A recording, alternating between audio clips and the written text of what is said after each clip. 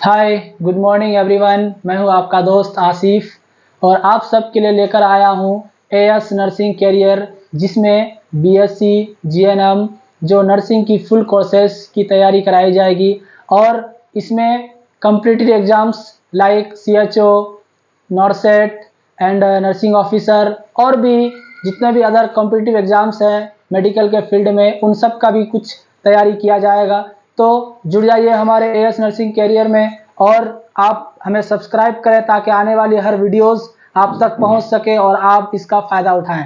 तो चलिए let's move on our topic. Today's topic is medical short words.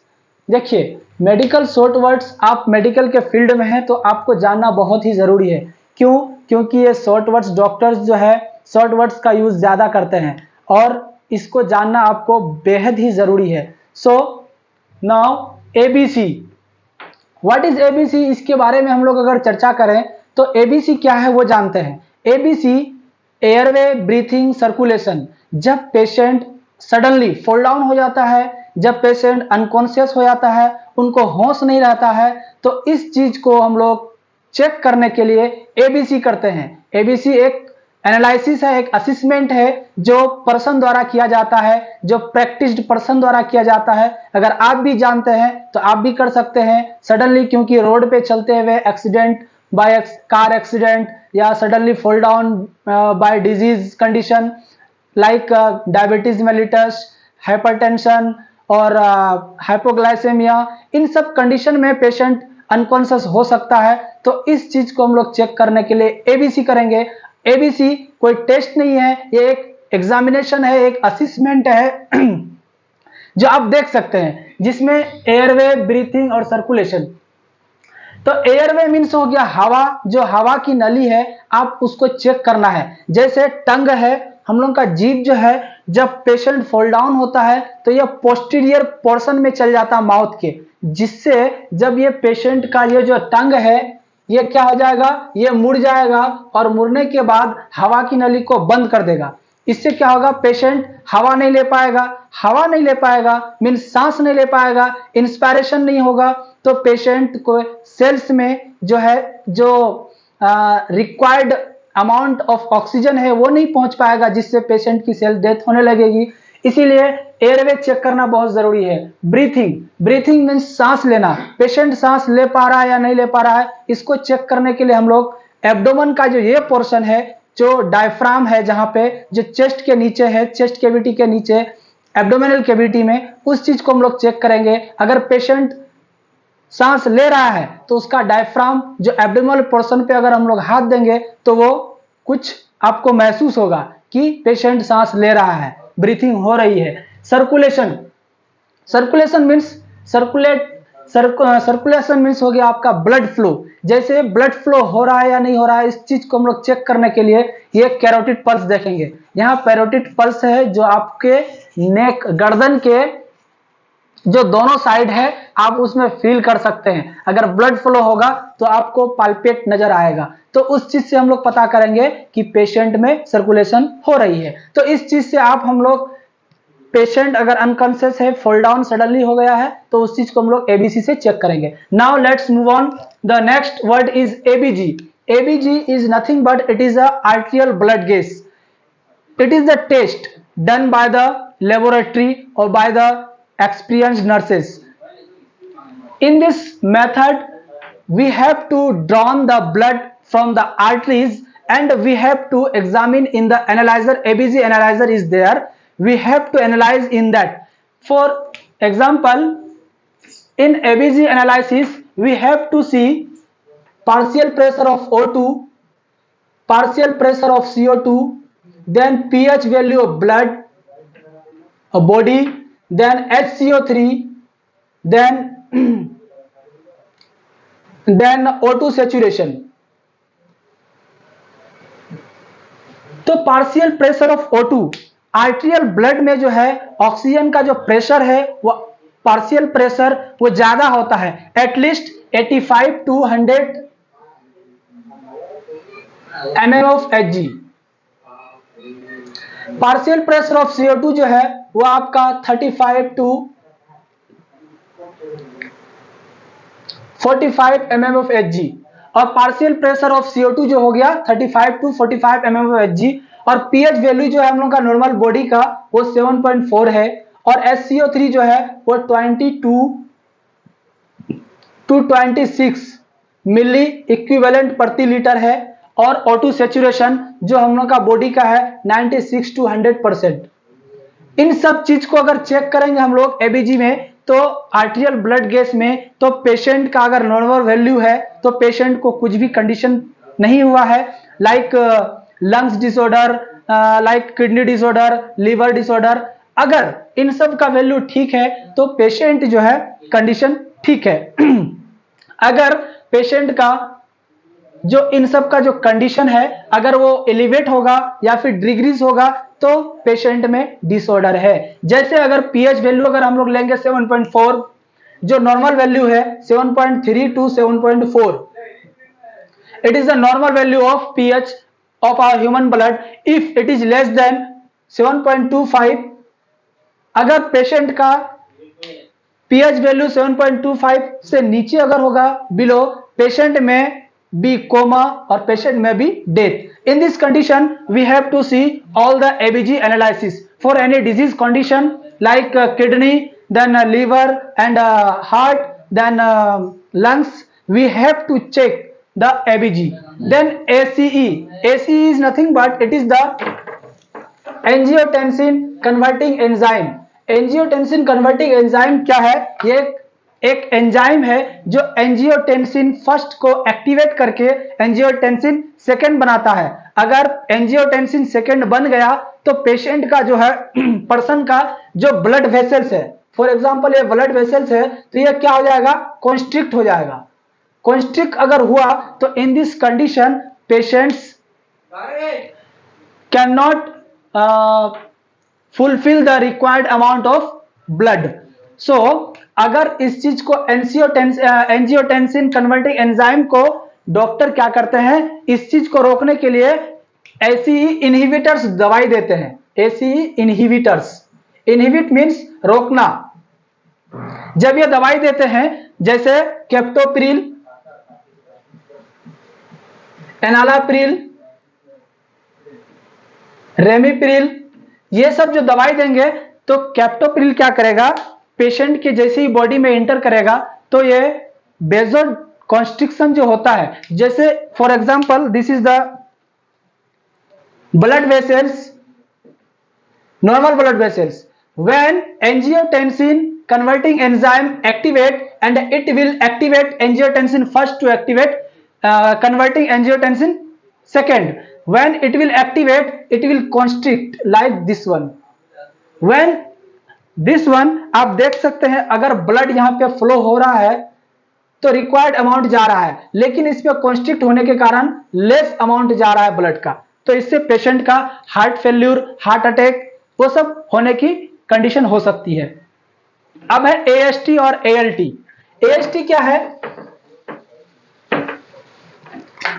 हाँ, इसके बारे में और एक बात जान लेते हैं हम लोग। एंजियोटेंसिन कन्वर्टिंग एंजाइम जो है ये ब्लड प्रेशर को रेगुलेट करता है, ये वेजोडायलेट बना के रखता है, लेकिन जब अगर इसमें एसी अगर इसमें एक्टिव हो गया तो वो एंजियोटेंसिन फर्स्ट को एंजियोटेंसिन सेकंड में कन्वर्ट कर देगा, जिससे पेशेंट को रिक्वायर्ड अमाउंट में ब्लड नहीं पहुंच पाएगा। अब है एएलटी और एएसटी। एएसटी और एएलटी जो है जो है aspartate transaminase, ALT alanine amino transferase. तो इस चीज को हम लोग देखेंगे अगर एएसटी और एएलटी में अगर एएसटी का रेशियो एएलटी के बराबर होगा, when the AST and ALT's ratio is equal to 1 means AST is equal to ALT। अगर AST और ALT के बराबर हो गया तो इसमें पेशेंट में कौन सा कंडीशन होगा? Acute viral hepatitis. तो इस चीज को हम लोग चेक करेंगे जब अगर AST का वैल्यू ALT के बराबर हो गया, इसका मतलब यह है कि एक्यूट वायरल हेपेटाइटिस। अगर AST का रेशियो और ALT का रेशियो लेस देन क्या हो गया? 1, अगर लेस देन क्या हो गया 1, तो पेशेंट में क्या होगा, means AST is higher than, AST is higher lower than, तो इसमें ALT होगा, क्या होगा, ALT is higher than AST। जब ALT greater than AST, then it will create the condition non alcoholic fatty liver, non alcoholic fatty liver। अगर ये first condition हो गया AST और ALT में, ये सेकंड कंडीशन हो गया। नाउ थर्ड कंडीशन, अगर AST का वैल्यू ग्रेटर देन ALT, तब क्या हो जाएगा इस कंडीशन में, लिवर सिरोसिस। क्या होगा, लिवर सिरोसिस, जिसमें लिवर में सिरोसिस हो जाएगा, लिवर सेल्स जो है डैमेज हो जाएगा, जिसके कारण लिवर का फंक्शनिंग में इंपेयर्ड हो जाएगा। एक पेशेंट का हम ये बताते हैं, जैसे AST का वैल्यू आया था, AST का वैल्यू आया था 28 और ALT का वैल्यू आया था 17। अगर इसको हम लोग डिवाइड करते हैं या इसको रेशियो बनाते हैं तो आता है 1.6, जो लेस देन मोर देन 1 है, means AST is greater than ALT। So in this condition what will condition create, liver cirrhosis. अगर पेशेंट में AST का वैल्यू ज्यादा है, when the patient's AST's values is greater than ALT, the patient conditions in liver cirrhosis। तो अब हम लोग ये जान गए AST और ALT ये दोनों क्या है, लीवर फंक्शन टेस्ट है। जब हम लोग करेंगे तो लीवर फंक्शन टेस्ट, जब लिपिड प्रोफाइल टेस्ट करेंगे, ARDS means it is nothing but it is acute respiratory distress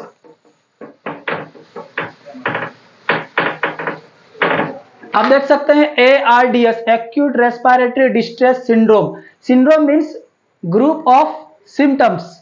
जब ग्रुप ऑफ सिम्टम्स होता है एक्यूट रेस्पिरेटरी डिस्ट्रेस, डिस्ट्रेस का मतलब होता है उसको कम कर देना, जो रेस्पिरेटरी का जो फंक्शन है उसको कम कर देना, और एक्यूट का मतलब जो अभी फिलहाल ही हुआ है, means it is a short term, it is a short duration, it is happening in A short duration short terms and it is a group of. देखिए लंग्स में अगर कोई डिस्ट्रेस होगा तो पेशेंट में ब्रीथिंग की बहुत सारी प्रॉब्लम्स हो सकती है, ब्रीथिंग में प्रॉब्लम होगा, उसको ब्लड सप्लाई ऑक्सीजनेटेड ब्लड जो है बॉडी में नहीं जा पाएगा, क्योंकि लंग्स रेस्पिरेटरी सिस्टम में जो है लंग्स ही इंपॉर्टेंट रोल करता है, जो बॉडी में हर एक चीज को मेंटेन रखता है, क्योंकि breathing without air you can not survive, without air we can not live in a 1 minute. So BCG means bacilli Calmette Guerin. ये BCG एक क्या है, वैक्सीन है, जो पेशेंट में लेप्रोसी या फिर टीबी जो माइकोबैक्टीरियम ट्यूबरकुलोसिस होता है, उस बैक्टीरिया के अगेंस्ट हम लोग क्या देते हैं, एक वैक्सीन देते हैं जो पेशेंट को ट्रीट करता है। BCG एक क्या है, वैक्सीन है। BMI बसल मास इंडेक्स, इसको हम लोग बॉडी मास इंडेक्स भी कह सकते हैं। बसल मीन्स हो गया आपका जो बॉडी है, बॉडी का जो मास है वो हम लोग का, जैसे अगर BMI अगर देखेंगे तो 18.5 ये नॉर्मल है। BMI अगर देखेंगे, अगर 18 से लेस देन अगर होगा, लेस देन 18, तो जैसे यहां पे हम लोग देख सकते हैं, एक हम कॉलम बना देते हैं, नॉर्मल कितना हो गया 18.5, उसके बाद हो गया आपका क्या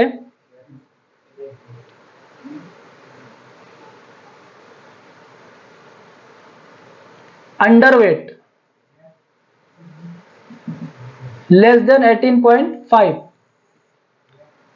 ओवरवेट 18.5 to 25 जो है वो नॉर्मल बीएमआई हो गया। अंडरवेट लेस देन 18.5 और ओवरवेट 25 to 30। अगर ओबेस होगा 30 और एबव 30। ओबेस कितना में होगा?